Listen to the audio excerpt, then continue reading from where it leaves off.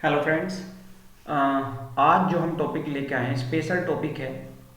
Organic chemistry आज हमने शुरू करी है और आज हम एसिडिक करेक्टर जो होता है ऑर्गेनिक कंपाउंड का उसको पढ़ेंगे। एसिडिक करेक्टर जो होता है ऑर्गेनिक कंपाउंड का उसको पढ़ेंगे, ठीक है ना।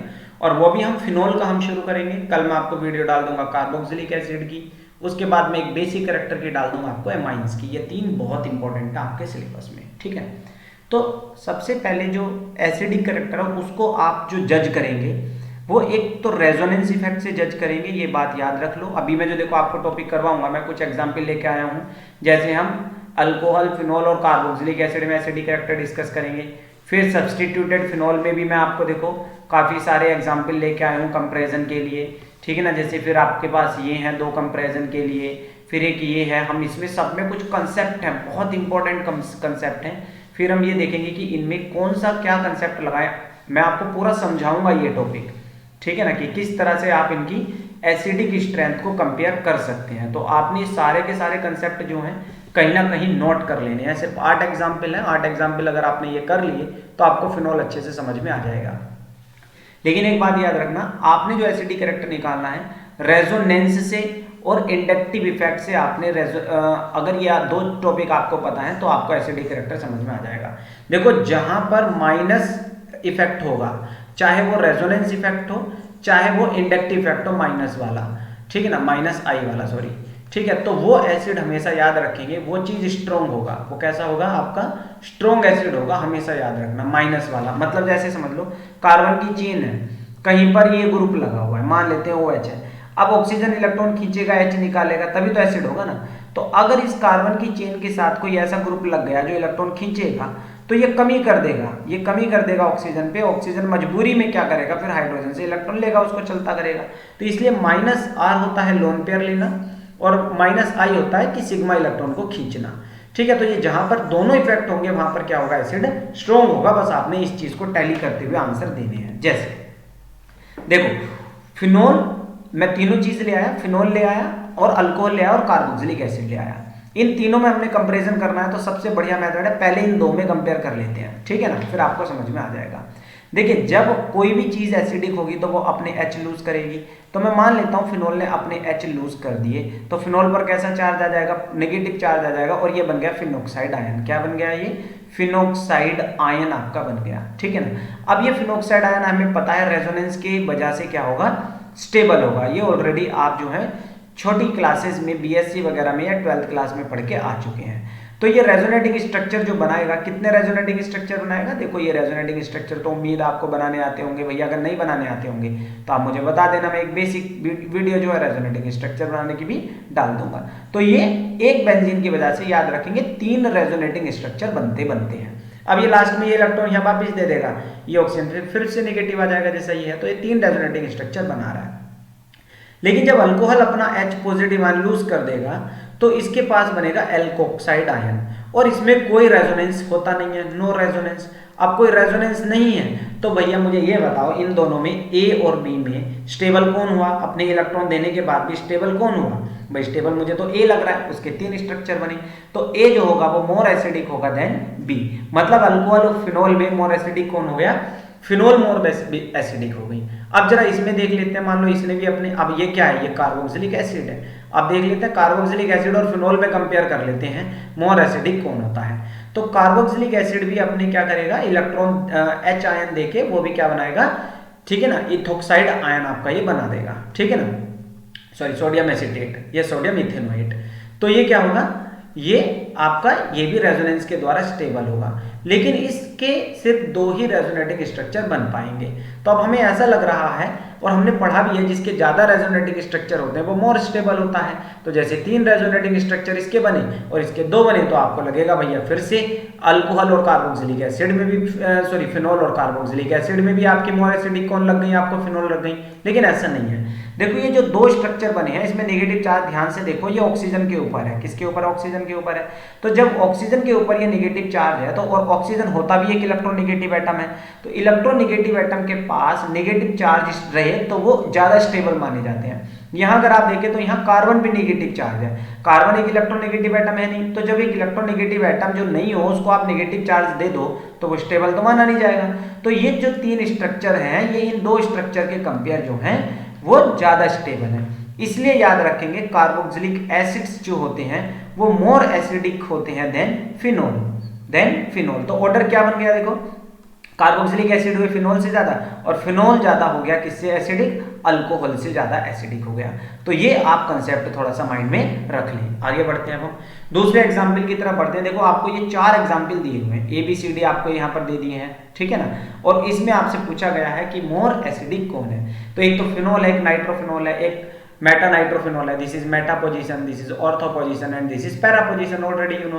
देखिए ऑर्थो पोजीशन पे हाइड्रोजन बॉन्डिंग हो जाती है और H को जाने नहीं देते, H को क्या नहीं करते, जाने नहीं देते। हालांकि तीनों ग्रुप जो हैं ये -I as well as -R effect show करते हैं। तीनों ग्रुप तो नहीं, ग्रुप तो एक है लेकिन तीनों जगह, ठीक है ना, -I -R, यहाँ पर भी -I -R। लेकिन याद रखेंगे मेटा पोजीशन पर रेजोनेंस इफेक्ट काम नहीं करता। याद रखेंगे, मैं देखो यहाँ लिख रहा हूँ मेटा पोजीशन पर कोई सा भी इफेक्ट हो, चाहे रेजोनेंस का +R हो या -R हो, मेटा पोजीशन पर R इफेक्ट काम नहीं करता, ठीक है ना, काम नहीं करता,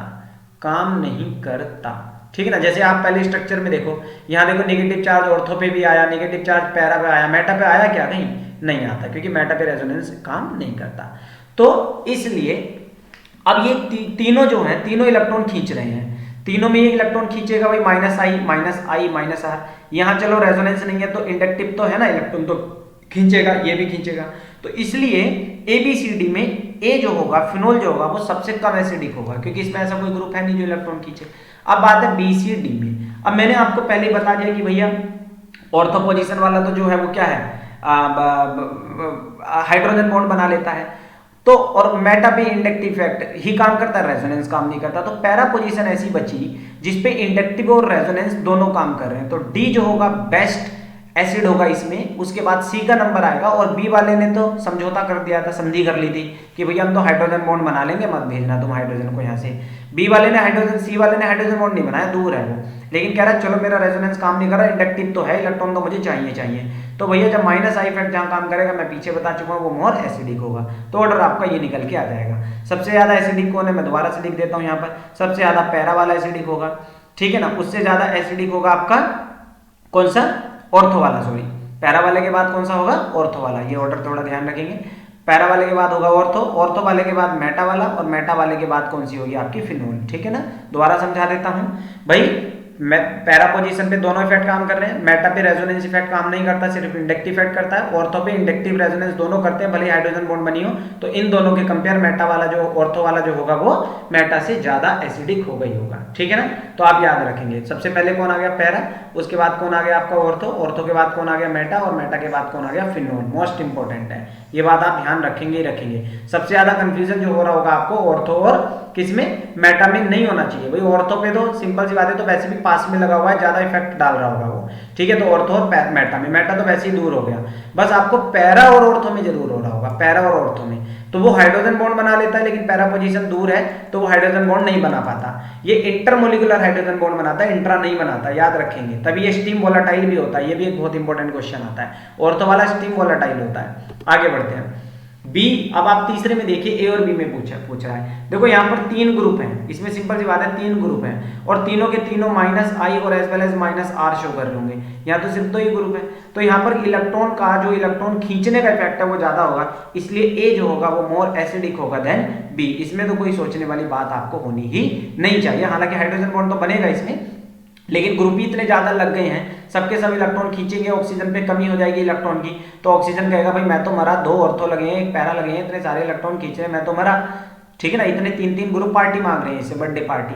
तो ऑक्सीजन क्या करेगा, इस हाइड्रोजन से कहेगा भाई पैसे दे दे मुझे, मैं इनको पार्टी देनी है, तो हाइड्रोजन बेचारा नाराज होकर चला जाएगा, मोर एसिडिक हो जाएगा। फोर्थ की बात करते हैं, ABCD मिथाइल ग्रुप आपको दिए हुए हैं। तो इस मिथाइल ग्रुप में देखो, अच्छा क्वेश्चन है, ये इंपॉर्टेंट है। ये जो ग्रुप होता है ये +I इफेक्ट देता है आपका, ठीक है ना, ये इंडक्टिव इफेक्ट है, इलेक्ट्रॉन देते हैं। अब इलेक्ट्रॉन देने वाला मैं आपको देखो पहले ही आपको बता चुका हूं कि जहां पर -I और -R होंगे, -I और -R वो स्ट्रॉन्ग होंगे, मतलब जहां +R या +I होगा वो वीक होंगे, वो क्या होंगे, वीक होंगे। तो अब जो है ये CH3 ग्रुप जो है कैसा इफेक्ट शो कर रहा है, CH3 आपका प्लस आई इफेक्ट शो कर रहा है। तो ये BCD जो है ये A से क्या होंगे, वीक एसिड होंगे। तो यानी कि मेरे हिसाब से तो A क्या हो गया, मोर एसिडिक हो गया। अब बात करते हैं BCD में, और मैंने आपको क्या बताया कि मेटा पोजीशन एक ऐसी पोजीशन होती है। अब यहां पर जो इफेक्ट चलेगा, देखो मेटा पोजीशन पर भी इंडक्टिव इफेक्ट कम ही होता है, वीक पड़ जाता है। मेटा पोजीशन ऐसी होती है कि यहां पर मेटा पोजीशन ऐसी है जहां पर रेजोनेंस भी कमजोर होता है और इंडक्टिव भी कमजोर होता है। लेकिन इन दोनों में कंपेयर करो कौन सा कमजोर होता है, तो रेजोनेंस कमजोर होता है, इंडक्टिव थोड़ा बहुत बना रहता है, याद रखेंगे, ठीक है ना। तो लेकिन यहाँ तो रेजोनेंस तो है ही नहीं, बस अब आपने इंडक्टिव कंपेयर करना है इन तीनों में। तो मेटा पोजीशन पे तो इंडक्टिव भी कमजोर रहेगा, तो मतलब इलेक्ट्रॉन ये दे नहीं पाएगा यहाँ पर ऑक्सीजन को, और यानी कि प्लस आई काम नहीं कर रहा। और मैंने क्या बताया था, जहाँ प्लस आई होता है वहां पर क्या होता है, लेस स्ट्रॉन्ग एसिडिक होता है, ठीक है ना, लेस एसिडिक होता है। तो यहाँ पर तो आर का इंडक्टिव इफेक्ट काम नहीं कर रहा, इसमें भी काम कर रहा है, इसमें भी काम कर रहा है, तो बी और डी तो लेस एसिडिक हो जाएंगे। सी में वो काम नहीं कर रहा इंडक्टिव इफेक्ट, तो सी जो होगा ये मोर एसिडिक हो जाएगा। याद बात समझ में आई कि नहीं आई? देखो पीछे मैं दोबारा बता चुका हूं कि जहां पर प्लस आई इफेक्ट होगा वो वीक एसिड होगा, तो जहां पर प्लस आई इफेक्ट कम होगा वो स्ट्रॉन्ग एसिड होगा ना। और मैंने भी आपको क्या बताया कि मेटा पोजीशन पर इंडक्टिव इफेक्ट क्या होता है, कम होता है, कम होता है, तो सी क्या होगा, मोर एसिडिक होगा। अब बची बात बी और डी की, तो बी और डी का जो यहाँ पर एक्सप्लेनेशन है वो है हाइपर कंजुगेशन। देखो ये समझेंगे, हाइपर कंजुगेशन, तो हाइपर कंजुगेशन जो होता है इलेक्ट्रॉन देता है एक तरह से, इंडक्टिव इफेक्ट से स्ट्रॉन्ग माना जाता है hyper conjugation. No bond resonance भी आपने उसके बारे में सुना होगा, ये हाइपर कंजुगेशन होता था। जैसे यहाँ पर इलेक्ट्रॉन देने हो तो ये हाइपर कंजुगेशन है, इलेक्ट्रॉन देना। तो अब ऑर्थो वाले में तो हाइपर कंजुगेशन बहुत पास में आ जाएगा इसके, तो यहाँ तो आप सोच भी नहीं सकते कि ये फटाफट से इलेक्ट्रॉन दे देगा, तो ये यानी कि इसमें इफेक्ट जो है इलेक्ट्रॉन देने का बहुत स्ट्रॉन्ग है। तो बी तो हो गया आपका लीस्ट एसिडिक, उससे ज्यादा एसिडिक जो होगा आपका कौन हो जाएगा, पैरा वाला हो जाएगा डी, ठीक है ना, क्योंकि वो क्या है, दूर है। तो कंक्लूजन क्या निकला भाई, फिनोल, फिनोल सबसे ज्यादा एसिडिक हुई, उसके बाद आपका मेटा वाला, उसके बाद आपका पैरा वाला, और सबसे कम जो हुआ वो आपका ऑर्थो वाला, क्योंकि ऑर्थो वाले में जो है इफेक्ट कौन सा है, रेजोनेंस, सॉरी क्या बोलते हैं, हाइपर कंजुगेशन जो है, हाइपर कंजुगेशन इफेक्ट जो है वो बहुत ज्यादा है, वो पास है। Hyper conjugation no bond resonance भी बोलते हैं, बेकर-नथन इफेक्ट भी बोलते हैं, ठीक है ना, ये सब आपने पढ़ा होगा। पांचवें पॉइंट की अगर हम बात करें तो ये मिथोक्सी ग्रुप है। कैसा ग्रुप है, देखो मिथोक्सी। अब जो मिथोक्सी ग्रुप होता है, OCH3 ग्रुप होता है, इसके दो इफेक्ट हैं, एक तो है प्लस आर, मतलब लोन पेयर तो ये देगा, लेकिन ऑक्सीजन होने की वजह से इसका इंडक्टिव इफेक्ट माइनस होता है, इसका इंडक्टिव इफेक्ट क्या होता है, माइनस होता है। तो इन तीनों में अगर मैं कंपेयर करूं तो कौन एसिडिक होगा, देखो यहां पर ये कौन सी पोजीशन है, ऑर्थो, ये कौन सी पोजीशन है, मेटा, ये कौन सी पोजीशन है, पैरा। अब यहां पर तो प्लस आर इफेक्ट है और माइनस आई इफेक्ट है, यहां केवल माइनस आई है क्योंकि रेजोनेंस तो होता नहीं मेटा पर, और यहां पर प्लस आर है और माइनस आर है, माइनस आई है। याद रखेंगे जब रेजोनेंस और इंडक्टिव में किसी एक को चूज करना पड़े तो आप रेजोनेंस को चूज करते हैं, क्योंकि रेजोनेंस इंडक्टिव से थोड़ा ज्यादा स्ट्रॉन्ग माना जाता है। तो यानी कि ओवरऑल यहां कैसे इफेक्ट काम करेगा, इलेक्ट्रॉन देने का।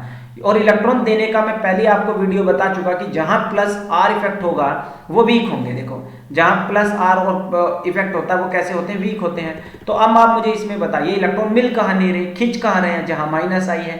तो बी जो होगा, बी मतलब मेटा वाला जो होगा ये स्ट्रॉन्गर एसिड होगा, ठीक है ना। अब ये किससे स्ट्रॉन्गर एसिड होगा, ए और सी में, सिंपल सी बात है। किसका नंबर आ जाएगा उसके बाद, जल्दी बताओ किसका नंबर आ जाएगा, ये बहुत अजीबोगरीब केस है। उसके बाद आपका ऑर्थो का नंबर आएगा, ऑर्थो वाले का नंबर आ जाएगा, और उसके बाद आपका जो आएगा वो सी यानी कि पैरा का आएगा। अब आप कहोगे भैया ऐसा क्यों है, देखो यहां पर क्राउड है, स्टेरिक फैक्टर यहां पर काम करता है। कौन सा फैक्टर काम करता है, स्टेरिक, भीड़ भाड़। अब भीड़ भाड़ की वजह से ये क्या होता है, ये प्लेन में दूसरे में चला जाता है, आउट ऑफ प्लेन चला जाता है। आउट ऑफ प्लेन तो समझते हो ना, एक के मान लो ऑक्सीजन के ऑर्बिटल ऐसे थे तो कार्बन के ऑर्बिटल क्या होंगे, इसके परपेंडिकुलर चले जाएंगे, तो ओवरलैपिंग नहीं हो पाती, रेजोनेंस नहीं हो पाएगा। तो भीड़ भाड़ की वजह से यहाँ पर ये क्या करेगा, इलेक्ट्रॉन दे नहीं पा रहा ऑर्थो वाला। अब दे नहीं पा रहा यानी कि यहाँ स्टेरिक की वजह से, स्टेरिक इफेक्ट की वजह से, मैं शॉर्ट में लिख रहा हूँ, स्टेरिक इफेक्ट की वजह से हिंदी थोड़ी कमजोर है, वजह से इलेक्ट्रॉन नहीं दिए जाएंगे, इलेक्ट्रॉन नहीं दिए जाएंगे। अब नहीं दिए जाएंगे तो हम तो यही कहते हैं जहां इलेक्ट्रॉन नहीं दिए जाएंगे तो वो स्ट्रॉन्ग एसिड या इलेक्ट्रॉन बहुत ज्यादा लिए जाएं। इसलिए मैंने ऑर्थो को किससे, पैरा से भी ज्यादा एसिडिक बना दिया, हालांकि वो तो वैसे भी दूर था, लेकिन यहाँ तो वो टिल्ट हो गया ना, उसकी डिग्री चेंज हो गई। तो डिग्री हो गई तो वो तो इलेक्ट्रॉन दे नहीं पाएगा, यहाँ डिग्री चेंज नहीं हुई, ये पैरेलल है, इलेक्ट्रॉन जो होंगे वो पूरी तरह से यहाँ पर जाएंगे। ये आप नोट करते चले साथियों, बहुत इंपॉर्टेंट है। और हम अब आगे बढ़ते हैं कि अगर आपको चूज करने के लिए क्या आ जाए कि सिंपल फिनोल आ जाए और एक आपका कौन सा ग्रुप आ जाए, मिथॉक्सी ग्रुप आ जाए, ठीक है ना, और एक ग्रुप आपका कौन सा आ जाए, NH2 ग्रुप आ जाए, ठीक है ना, NH2 ग्रुप आ जाए, तो इन दोनों में मोर एसिडिक कौन होगा, अब हमें ये पता करना है। तो देखो ये जो ग्रुप है, ये इसके पहले हम इफेक्ट चेक करेंगे। भाई ये प्लस आर है लेकिन माइनस आई होता है। अब ये बैठे मेटा पोजीशन पर, मेटा पोजीशन पर रेजोनेंस इफेक्ट होता नहीं, मतलब इनका इफेक्ट है माइनस आई। और नाइट्रोजन भी एक इलेक्ट्रोनेगेटिव है, ये भी माइनस आई। तो मैंने पहले ही बताया जहां माइनस आई इफेक्ट होता है वो क्या होते हैं, स्ट्रॉन्ग एसिड होते हैं। तो फिनोल जो होगी आपकी, फिनोल जो होगी मतलब ए जो होगा ये तो लेस एसिडिक होगा। अब हमें बी और सी में बताना है। तो अब मुझे ये बता दो आप फटाफट से, नाइट्रोजन और ऑक्सीजन में किसका इंडक्टिव इफेक्ट ज्यादा होता है या इलेक्ट्रोनेगेटिविटी किसकी ज्यादा, ऑक्सीजन की ज्यादा होती है। तो बी जो होगा, बी मतलब जहां पर मिथॉक्सी ग्रुप लगा हुआ है, ये आपका मोर एसिडिक हो जाएगा, मोर एसिडिक हो जाएगा। तो यानी कि इसके बाद जो नंबर आएगा फिनोल के बाद वो किसका आ जाएगा, सी का नंबर आ जाएगा जहां NH2 ग्रुप है।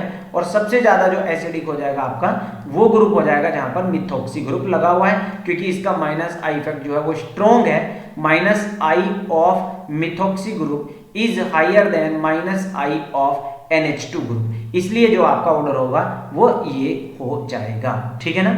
ये बात समझ में आई कि नहीं आई, क्लियर है। मिथॉक्सी ग्रुप, उसके बाद आपका क्या आ जाएगा, NH2 ग्रुप, और NH2 के बाद कौन आएगी, फिनोल आएगी, लीस्ट एसिडिक होगी। अब बात करें अगर हम कहीं हेलोजन लगा दें, तो हेलोजन अगर हम लगा दें तो वहां पर क्या हमारा कंसेप्ट बनेगा, ये हमें बताना है। देखो हेलोजन में रेजोनेंस इफेक्ट भी होता है, हेलोजन में कौन सा इफेक्ट होता है, रेजोनेंस इफेक्ट होता है। तो आपके लिए मैं ये छोड़ रहा हूं, फिनोल को आप कंपेयर करके बताएंगे कि वो इन तीनों से BCD से ज्यादा होंगी या नहीं। मैं यहां पर बता देता हूं, हेलोजन जो होती है रेजोनेंस इफेक्ट तो उनका प्लस आर होता है, लेकिन इंडक्टिव इफेक्ट जो होता है वो कैसा होता है, माइनस आई इफेक्ट होता है। तो अब रेजोनेंस जो है यहां पर भी क्या है आपका, यहां पर रेजोनेंस तो है नहीं, यहां पर सिर्फ कौन सा इफेक्ट है, माइनस आई है, और यहां पर भी कौन सा इफेक्ट है, माइनस आई है, और एज वेल एज कौन सा है, प्लस आर इफेक्ट है, ठीक है ना, दोनों इफेक्ट है। लेकिन जो हेलोजन है ये एक सिंपल एटम है, कोई ग्रुप नहीं है। तो ग्रुप नहीं होता तो इनका इंडक्टिव इफेक्ट ऑर्थो पोजीशन पर काफी सिग्निफिकेंट होता है, मतलब काफी तेज होता है। ग्रुप के केस में तो चलो मान लेते हैं कि भाई वो मेटा पर कमजोर हो गया, इस तरह का सीन होगा। लेकिन याद रखेंगे ऑर्थो पोजीशन वाला जो है, ऑर्थो वाला जो होगा वहां पर इंडक्टिव इफेक्ट बहुत अच्छे से काम कर रहा होगा, इसलिए वो बहुत ज्यादा एसिडिक होगी। अब मेटा पोजीशन पर हालांकि क्या पड़ जाएगा, पैरा तो दूर हो गया, अब दूर हो गया तो वहां पर क्या है, इंडक्टिव इफेक्ट तो कमजोर पड़ जाएगा इतनी दूर, और रेजोनेंस इफेक्ट होता है इनका इलेक्ट्रॉन देने का, ठीक है। तो उसके बाद अब आपका आ जाएगा पैरा, क्योंकि ऑर्थो तो बिल्कुल पास में लगा हुआ था, तो ऑर्थो से तो ये कॉम्पिट कर नहीं सकती पैरा वाली, ठीक है ना। तो उसके बाद जो आपका नंबर आएगा, उसके बाद नंबर कौन आ जाएगा, ऑर्थो और पैरा में अगर मैं कंपेयर करूं तो पैरा तो लास्ट में हो गया आपका। और मेटा पोजीशन पर क्योंकि रेजोनेंस इफेक्ट नहीं पाया जाएगा, सिर्फ इंडक्टिव होगा, तो इसलिए जो है अब वो मेटा वाले का नंबर आएगा। अब कुछ साथी सोच सकते हैं जी मेटा वाला जो है वो ऑर्थो से ज्यादा क्यों नहीं हुआ, क्योंकि इसमें तो रेजोनेंस इफेक्ट नहीं है। क्योंकि हेलोजन इतने ज्यादा इलेक्ट्रोनेगेटिव होते हैं कि उनका रेजोनेंस जो इफेक्ट जो होता है वो इंडक्टिव के बराबर बैठ जाता है यहाँ पर। तो अगर भले रेजोनेंस ना हो, वहां अगर इंडक्टिव इफेक्ट भी है तो वो बहुत ज्यादा क्या बनाएंगे, उसको इलेक्ट्रॉन खींच के एसिडिक बनाएंगे। इसलिए ortho then meta then para, ये बिल्कुल आप गांठ बांध लें, याद रख लें। इसको आप मुझे अपने आप कंपेयर करके बताएंगे कि ये ऑर्थो मेटा पैरा से ज्यादा आएंगी फिनोल या लेस आएंगी, वो आप मुझे बाद में बताएंगे कमेंट करके। पॉइंट जरूर लिख देना कौन सा पॉइंट की मैं आंसर पूछ रहा था। और आज का 8वां पॉइंट लास्ट है, इस बार मैंने हेलोजन बदल दी, इस बार क्या कर दी, हेलोजन। देखिए फ्लोरीन का ऑर्बिटल होता है 2p और कार्बन का ऑर्बिटल भी कौन सा होता है 2p।